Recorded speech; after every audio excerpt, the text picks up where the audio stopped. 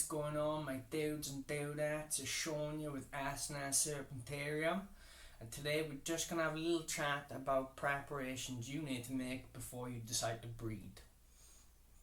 If you're new around here, guys, make sure you smash the subscribe button, destroy the like, and if you need to see more of my content, which I'd highly recommend you do, hit that notifications bell. So, preparations you need to breed then.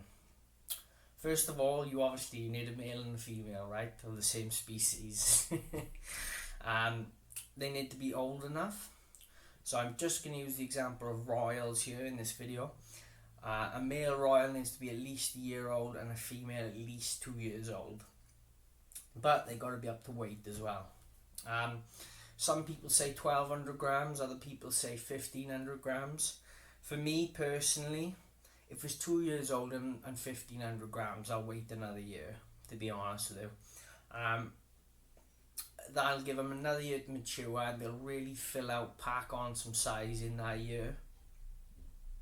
And they'll hopefully be over the 2000 gram mark by the time you want to breed them then. They'll have bigger babies, the babies will be easier to get going, you'll have more eggs, and the snake will just be healthier in the long run.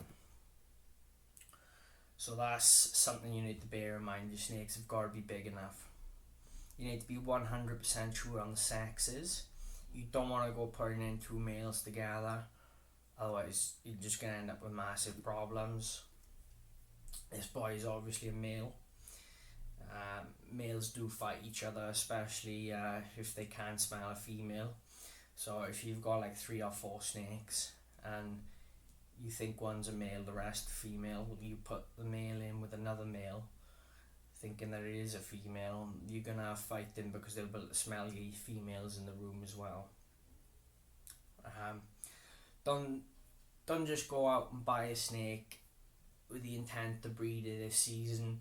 You need to keep it a little while before you breed it to make sure it's healthy and it's doing everything that it's doing.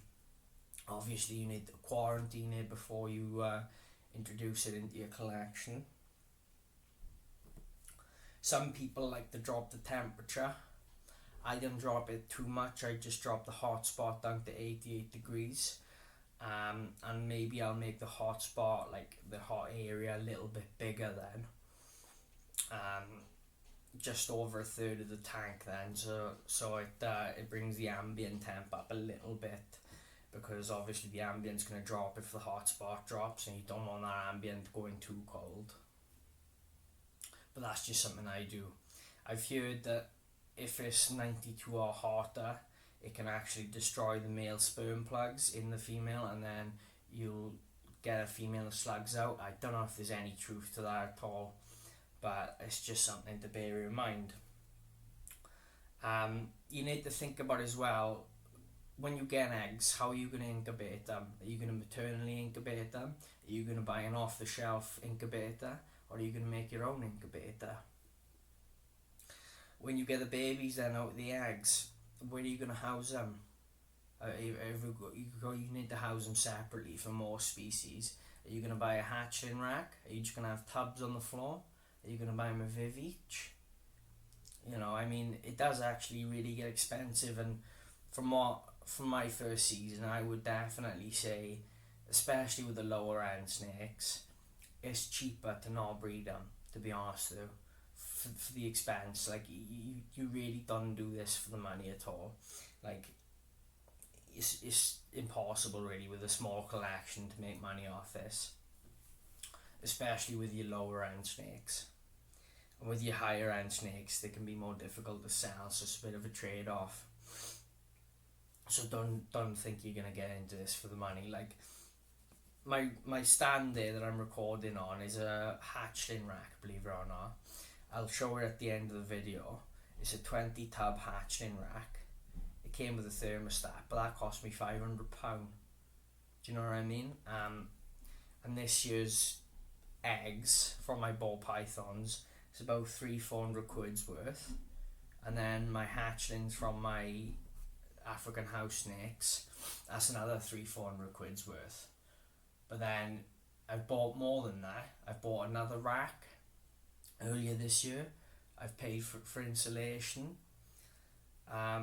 obviously electricity, feeding them.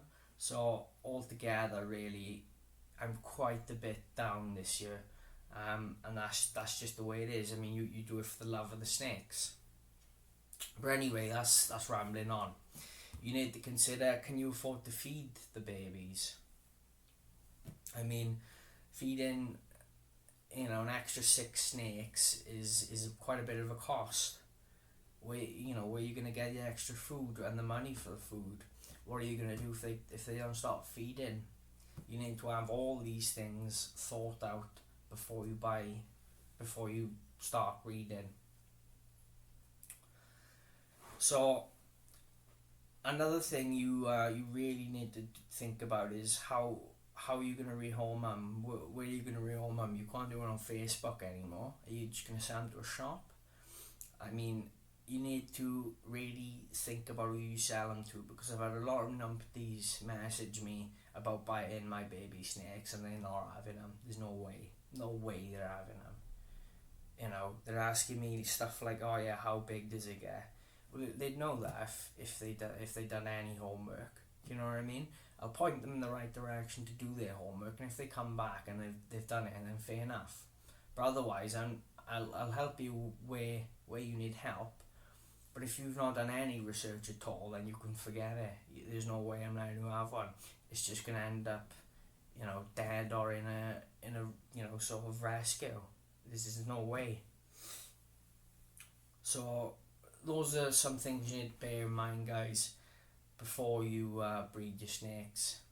It can be really fun, but you do need to be prepared. You could be holding on to the babies for a long time.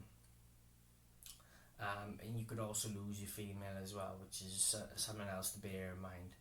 But I hope you've enjoyed this video, guys. Sorry for ranting on a little bit there. If you're new to the channel, make sure you subscribe, smash that notifications bell, and destroy that like button. And I'll see you in the next one. Cheers, guys.